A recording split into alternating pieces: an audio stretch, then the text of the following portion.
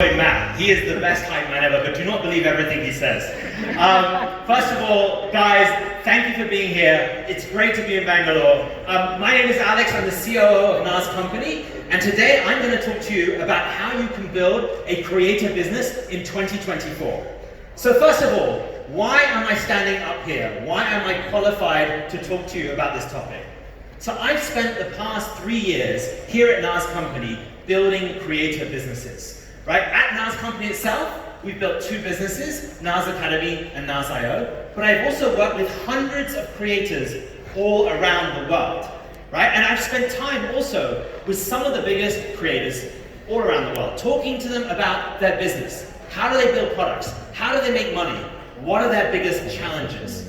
And one of the most common things that I've heard over the last 3 years, and you bear with me with this one, they're like, 2020 and 2021 were amazing. I was like, what are you talking about? That was the pandemic. It was horrible. We were all locked inside. Why was it amazing? And they said, it was amazing to start your journey and build your journey as a content creator. Just out of interest, put your hands up if you started making content in 2020 or 2021. 2020. Yeah, quite a few of you.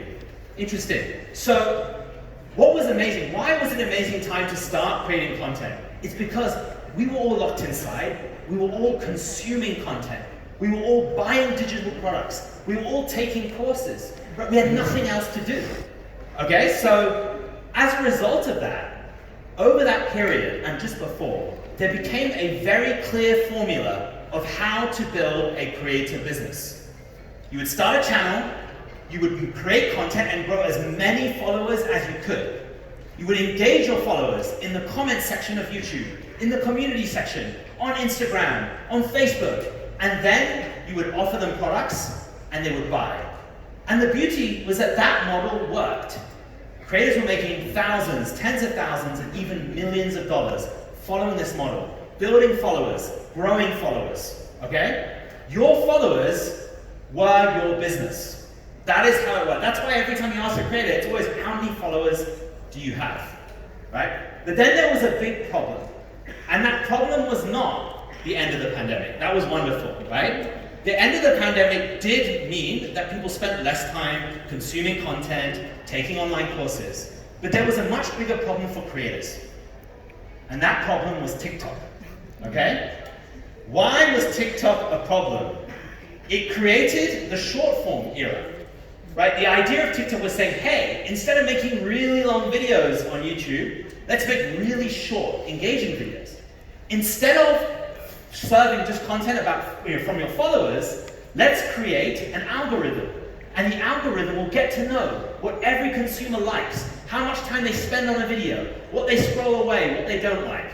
And so algorithm-based discovery was TikTok's invention. And it changed the game for content creators. Because once TikTok did it, consumers loved it. They were like, it's great, I don't need to think about who to follow. I don't need to search. I now go to the home feed and I scroll. And every time I do that, I get more and more relevant content. And so because of TikTok's success, all the other platforms said, hang on a second, if we're gonna stay in this game, we also have to move to the short form era. So you saw the rise of YouTube Shorts, of Instagram Reels, of Facebook Reels, and more. Okay? So what was the consequence for all of us as creators? Well, your audience is not caring and paying attention to who they follow. They're paying attention to who is in their home feed. The follower and who follows you matters less. Okay? And as a result of that, as a content creator, I can have 1 million followers, 10 million followers, but less than 10% of my followers will actually see the content I create. I don't know about you guys, have you experienced getting one video that goes super viral? You get, 1 million views, and the next video gets 10,000 views. Have you experienced that? Yes. Yeah. It's mind-boggling, because you're like, I did pretty much the same thing. Why am I not getting the same reach? Algorithm. Okay? And the main message I want to tell you is that because of these changes, we as creators are losing control. And what does that mean in terms of a business? It means that you cannot build a business on followers alone. That old model that I shared that worked so well before just doesn't work, because even if you have all those followers, you cannot reach them. Okay, Alex, that's all doom and gloom. what do I do? So the question now is, in the current world of short form content, how do you build a business today? And this is what I want to talk to you about. I want to talk to you about a new idea that here at Nas Company, we've been spending the last 1 year thinking deeply about. And it's the idea of the community-based business. And you're probably wondering, what is a community-based business, right? Community-based business is the idea of putting people at the center of everything you do, right? If you think about the old model of content creation, it was also about people, right? It was about Facebook groups, it was about the comment section. But because that has changed, the idea of putting people has to be off social media and has to be much more integrated into your entire business. So, if we believe that that may be true, the question is, how do you build a community business? So I'm going to share a framework with you today. I want you to bear with me. Please remember this, and I'll come back to it at the end. It's summarized as ROBO, okay? Reach your audience, own your audience, build a relationship, which is the B, and the O is make an offer, a compelling offer to them. So I'm going to run through how you do each of these, and I'm going to give you some examples, okay? So the first one is reach. So I think everyone here understands the concept of reach, right? Content is the way we reach people. But the way we need to think about social media and content is different from how we thought about it before.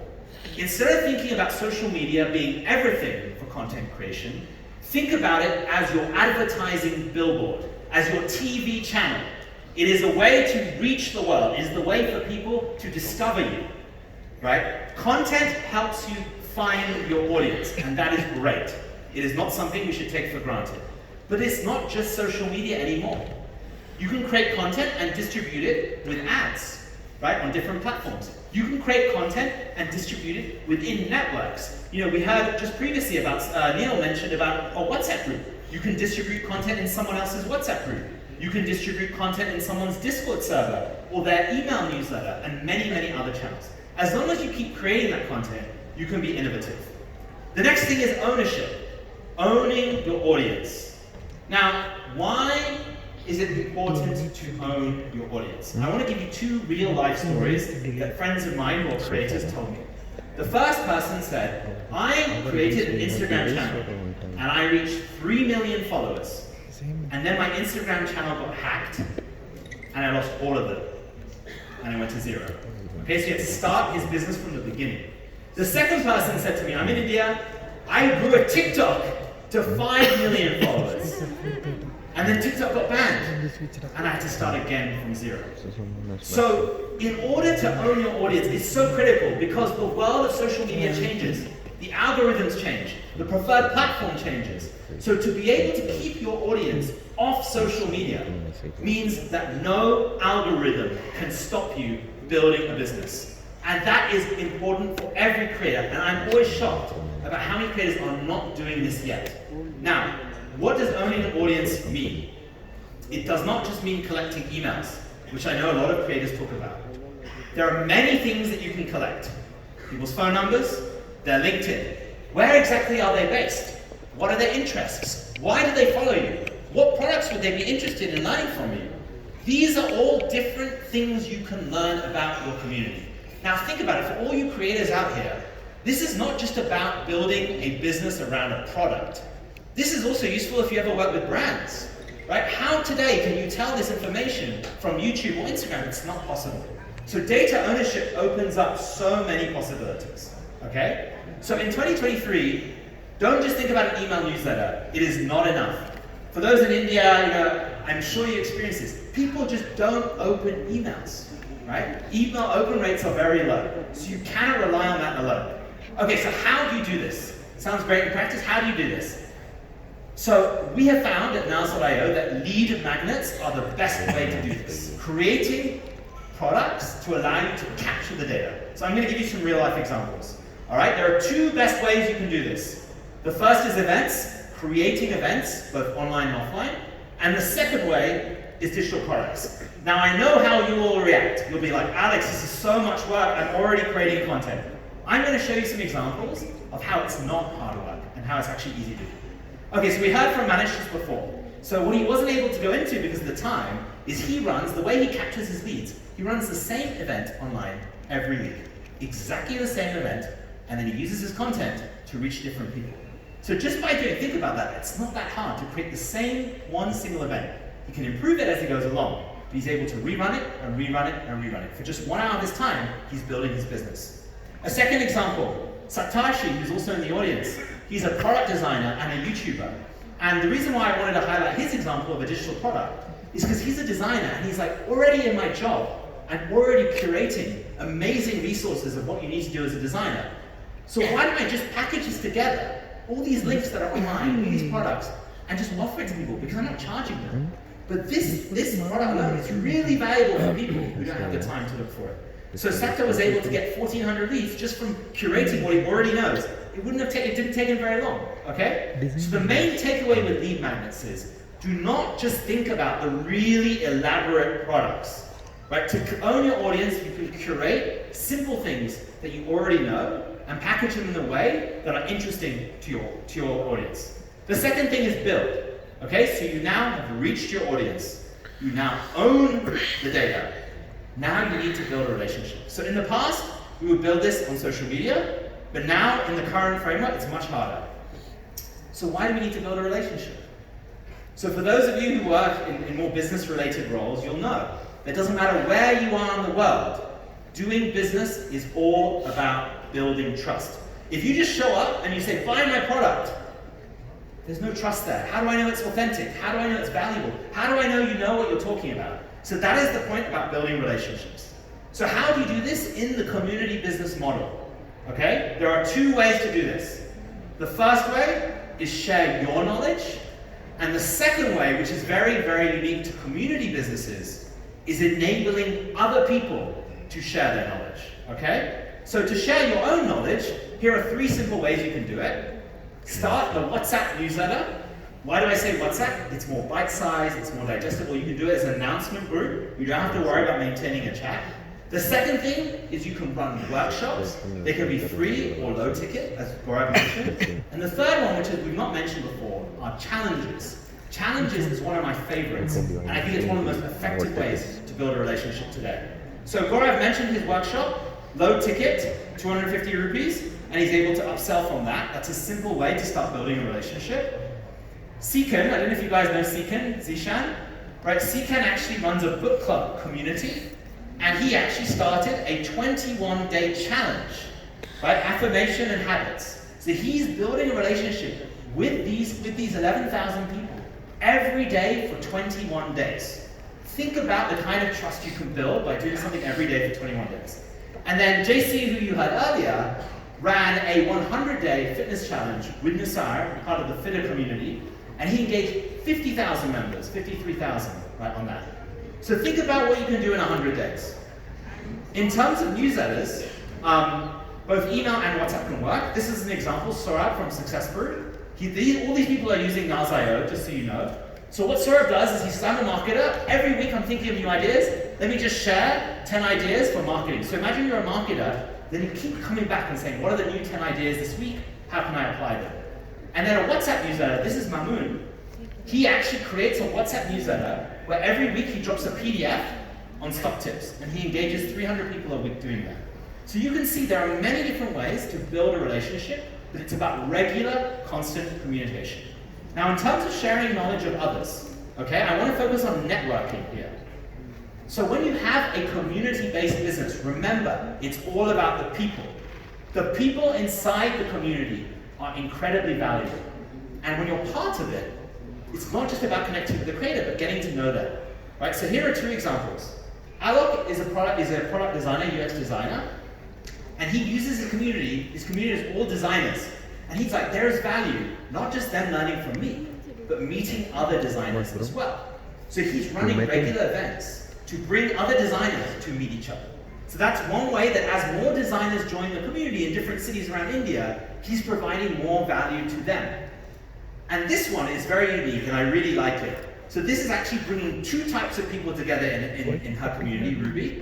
What she says is, I've got people who are looking for jobs, and I've got recruiters who are looking to hire companies. So she has the two different communities of these people. And then she hosts events that bring the two together. So Ruby is great because she gives resources and her own knowledge on how to get a job. But then she's like, I'm using the community to help you actually find a job and stuff. Okay, so when you build your community, it's not just about selling a product, making money. That's the old way of doing it. The value of your community-based business is all about not just you as the creator, but also the members. And in the long term, that will be more sustainable for you because the members can also fuel all the activity, the interaction, and the value. So we've covered 3 of the points, right? Reach your audience, own your audience, build relationships. The final part is, wait, what about the money, right? How do we make a compelling offer? And this, by the way, is something that I see too many people get wrong, okay? First of all, I'll say a benefit. Now you've done the other 3, you will have interacted with your audience a lot. You will know what they need. So it's not, the old model was like, I'm just gonna guess what product I should build, what course people like, and I'm just gonna launch it. And sometimes it does really well, and other times it fails. Now you're talking to them all the time, and you'll know exactly what they're looking for. So here are some examples. The first option to build a product is a one-off product. Okay? Ebooks, events we talked about. Experiences is a new one. I'm seeing a lot of creators build physical experiences, like some travel. I'll show you some examples. Seminars and courses. But if you're just building a course and putting it online as a pre-recorded course, you are in trouble in 2024 because you are competing with YouTube, and YouTube is free. So why are people going to buy your product, right? It's going to be tough. So you need to build it in a community model with people at the center, as I said before. No matter what you're doing, there is a way to put people at the center. And this is one of the communities that I works with us that I really love. His name's Amit, and it's the Nikkis Hacker Club. So he did exactly the model I told you. He, in his own way, used the Robo model. And he built a community of 122,000 people. And then he said, I know that in this community there are lots of different products they need. So he offers accelerator programs, he offers mentorship programs, he offers ethical hacking, he offers all sorts of hackathons, right? And he is monetizing through all of these, but every product he does has humans, okay? Another example here, 30-day coding, cohort-based courses, live courses, where people get to not only learn from the teachers, but also learn from each other. Right? And then this one, you heard about travel, Nas Travels. What are we doing? And this is a great case study for you guys, because I've seen a couple of people in India do this. They say, well, with Nas Daily, we are traveling the world and we have access to great people and great experiences. Why don't we now allow other people who are interested in travel to access those experiences? So I think that this is creating a whole new category called access-based products. As a creator, you have access, and then you find a way to package that access and give it to your community, your audience, okay? So, when you think about your product, don't think about the LMS. For those of you who build courses, the LMS is like the physical product. How do I submit my assignments? How do I check my completion rates? It doesn't matter anymore, right? It's the interaction with other humans that matters. You should be thinking more about that part of your product, the community part, right? This is what YouTube cannot offer. YouTube cannot give you that real life interaction, okay? The final step, you've built your community-based product, is memberships, right? We talked a bit about charging monthly membership, but I don't want to talk about the charging. I want to talk about what you offer inside, right? So you can offer lots of different things. Exclusive access, right? Unique events that are not available to anyone else. Charge a membership and offer a lot of discounts that make the membership really worthwhile. Build a high quality network, but also help other people in the membership build their own businesses so that the money they spend is actually nothing compared to the money they make. Okay? We talked about Neil, right? And he's doing that already. But also, another one that I really like is one called Industry Club. They are a private membership club for industry insiders. So this is for people in the same industry, and they are finding all the exclusive events. Imagine in Bangalore, finding all the exclusive events in Bangalore and getting access to their community to attend those events. That's almost a money can't buy experience because you can't do that on your own. So think about that in terms of value. That is worth the money for their members. They really actually like that. So in 2024, Every creator should be building a recurring revenue business because, as we discussed earlier, if you want to hire a team, right, if you want to build something sustainable, you need to start the month not with $0 or 0 rupees, but knowing how much you're going to earn. And we also need to become less reliant on brands because when the economy changes, as we've all seen this year, right, the first thing that brands need to do is cut back on their marketing spend. So when we control our own destiny, we can build a far bigger, more long-term sustainable business. It is time to diversify. The good news is that people are doing this already, okay? And our mission at Nas.io is to help build the next wave of community-based businesses in India. That is going to happen in 2024. We are going to help you do it, okay? And, thank you. The major shifts are already happening. This is not a Nas.io thing. This is happening in the creator economy all across the world, okay? Every community will build a business, whether today or in a few years' time, a community-based business. So what does this mean for you?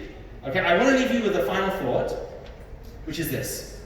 Some of the most successful creators on YouTube started early. Remember that. Because at the beginning of any platform is the time you get the most views, the most exposure, when you're newest to people in the market.